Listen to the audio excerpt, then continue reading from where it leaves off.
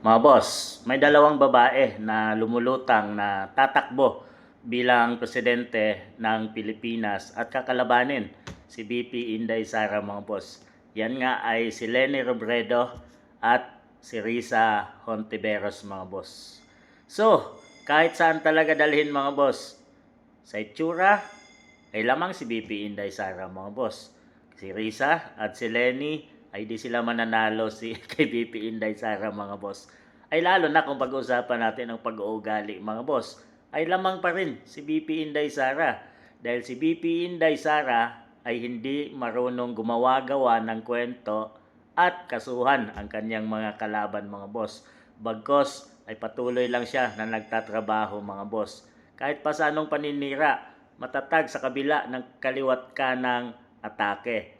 Sino bang umatake mga boss? Kundi ang kanyang mga kalaban. Dahil kahit anong gawin nila, kahit anong gawin nilang paninira, kahit anong gawing sampa nila ng kaso, kahit anong gawing impeachment nila, ang taong bayan ay hindi na naniniwala. Mga boss, hindi na naniniwala sa gawa-gawa nilang kwento. At patuloy na umaangat si VP Inday Sara sa mga survey mga boss at tinatambakan talaga sila.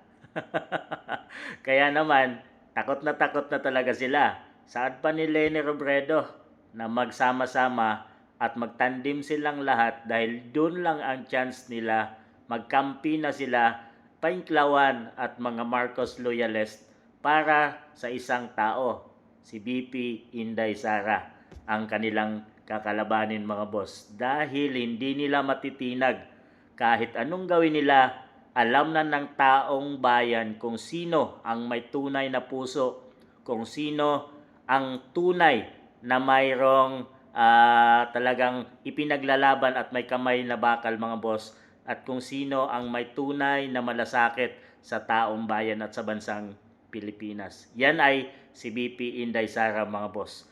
Mga boss, may lumubog na barko doon sa part ng Mindanao. Nauna pa si VP Inday Sara mga boss.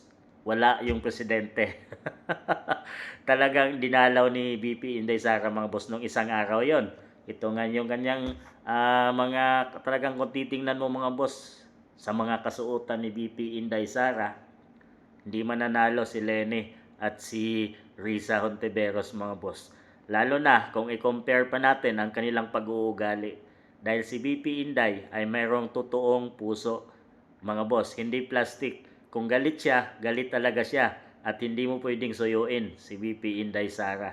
So yun ang lamang ni VP Inday Sara dahil kahit anong gawing nilang atake, patuloy na naka-smile at maganda pa rin ang ating Vice Presidente ng Pilipinas mga boss, na yun ang pinakamalaking lamang advantage ni VP Inday, ang kanyang charm sa taong bayan at ang tunay na puso at serbisyo na ibinibigay niya sa taong bayan. Kayo mga boss, gagandahan din ba kayo kay VP Inday Sara?